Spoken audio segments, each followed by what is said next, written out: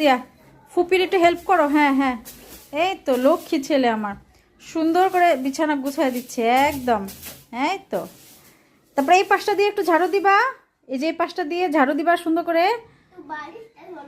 হ্যাঁ বালিশটা সরাও তুমি।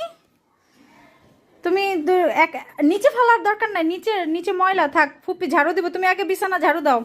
কাজ করো কাজ করো, শরীর স্বাস্থ্য ভালো থাকবে। এই তো, বড় হইলে নিজের বিছানা নিজে গুছাবো। এদিকে আসো এদিকে এসো এদিকে এসো।